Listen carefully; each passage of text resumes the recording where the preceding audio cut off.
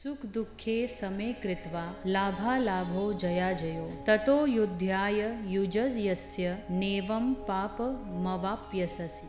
राधे राधे दोस्तों, मैं शिल्पा हरिवंशी आप सभी का एक बार फिर से स्वागत करती हूँ मेरे YouTube चैनल हरिवंशी में।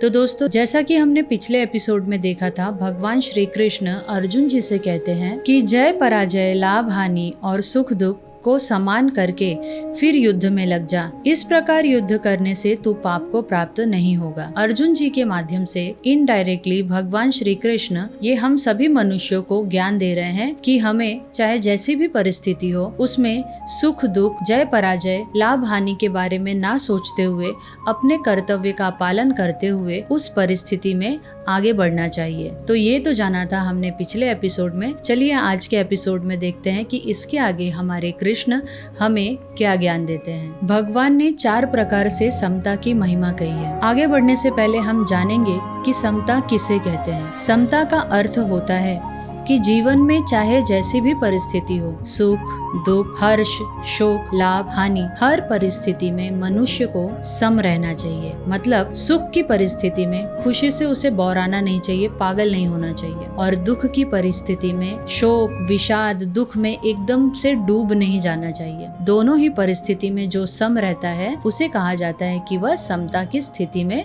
आ चुका है। समता से मनुष्य कर्म बंधन से छूट जाता है। समता के आरंभ अर्थात उद्देश्य का भी कभी नाश नहीं होता। समता के अनुष्ठान में यदि कोई भूल हो जाए तो उसका उल्टा फल नहीं होता। समता का थोड़ा सा भी भाव हो जाए तो वह कल्याण कर देता है। हे कुंती नंदन अर्जुन, समता की प्राप्ति उसी को होती है जिसका उद्देश्य एक होता है। अनेक उद्देश्य कामना के कारण होते हैं। अर्थात जिस मनुष्य का उद्देश्य भगवत प्राप्ति होती है, भगवान होते हैं, वही मनुष्य समता को प्राप्त होता है। और जिस मनुष्य का उद्देश्य यह झूठा संसार, इस संसार के झूठे भोग होते हैं, वह कभी समता को प्राप्त नहीं होता। यानी कि ऐसा मनुष्य कभी भी भगवत प्राप्ति नहीं कर सकता। हे पृथानंदन, जो कामनाओं में तन्मय हो रहे हैं, स्वर्ग को ही श्रेष्ठ मानने वाले हैं, वेदों में कहे हुए सकाम कर्मों में प्रीति रखने वाले हैं, भोगों के सिवाय और कुछ है ही नहीं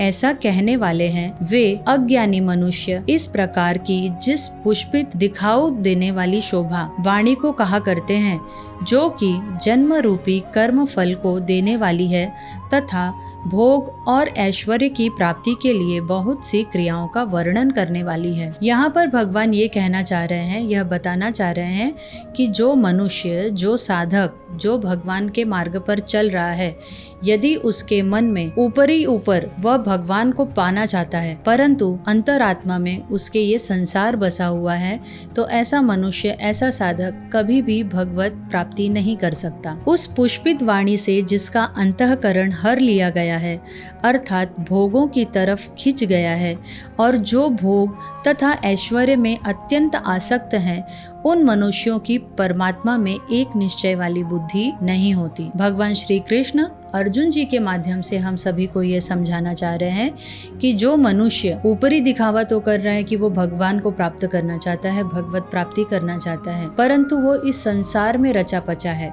अंदर से, हृदय से। उसके अंदर इस संसार की भोग कामनाएं हैं, भोग वासनाएं हैं, जिन्हें वो प्राप्त करना चाहता है, पर उसका सिर्फ ऊपरी ऊपर जो उसका दिखावा है कि भगवत प्राप्ति करनी है, तो वह गलत है और ऐसे आदमी का कभी कल्याण नहीं होता। वेद तीनों गुणों के कार्य का ही वर्णन करने वाले हैं। हे अर्जुन, तू तीनों गुणों से रहित हो जा, राग द्वेष आदि द्वंद्वों से रहित हो जा, निरंतर नित्य वस्तु परमात्मा में स्थित हो जा, योगक्षेम की चाह भी मत रख और परमात्मा परायण हो जा। यहाँ पर भगवान श्री कृष्ण अर्जुन जी को तीनों गुणों से रहित होने के लिए कह रहे हैं। तीनों गुण यानी राजसिक, तामसिक और सात्विक गुण, इन तीनों से दूर हटने को कह रहे हैं, बाहर निकलने के लिए कह रहे हैं। जो मनुष्य इन तीनों गुणों से परे हो जाता है, ऊपर उठ जाता है, वह भगवान को प्राप्त हो जाता है। इसलिए भगवान श्री कृष्ण इन तीनों ही गुणों से अर्जुन को दूर हटने के लिए कह रहे हैं, बाहर निकलने के लिए कह रहे हैं। मिलने और बिछुड़ने वाले संसार से संबंध विच्छेद करके तू नित्य रहने वाली चिन्मय सत्ता में अपनी स्वाभाविक स्थिति का अनुभव कर। भगवान श्री कृष्ण ये कह रहे हैं, ये जो संसार है ये मिलने बिछोड़ने वाला है। आज जो हमारे साथी हैं वो कल नहीं रहेंगे, जो हमारे पारिवारिक जन हैं वो कल नहीं रहेंगे, क्योंकि ये संसार झूठा है, समय का चक्र चलते रहता है। तो जो कल था वो आज नहीं है और जो आज है वो कल नहीं रहेगा। इसलिए हे अर्जुन, इस मिलने बिछुड़ने वाले झूठे संसार से संबंध विच्छेद यानी अलग हो, इससे दूर हट।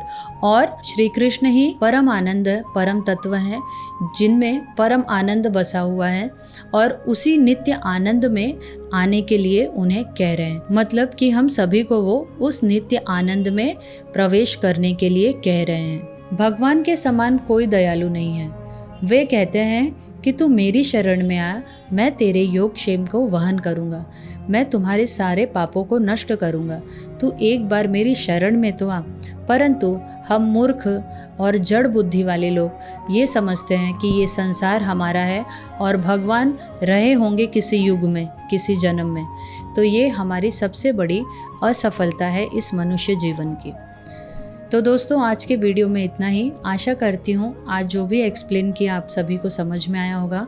वीडियो अच्छा लगे, समझ में आए तो उन लोगों के साथ शेयर कीजिए जो भगवत गीता सुनना चाहते हैं, पढ़ना चाहते हैं, सीखना चाहते हैं, क्योंकि नॉलेज बांटने से ही बढ़ती है। तो मिलती हूँ अगले एपिसोड में नए श्लोक के साथ, नए ज्ञान के साथ। तब तक के लिए राधे राधे। श्री हरिवंश।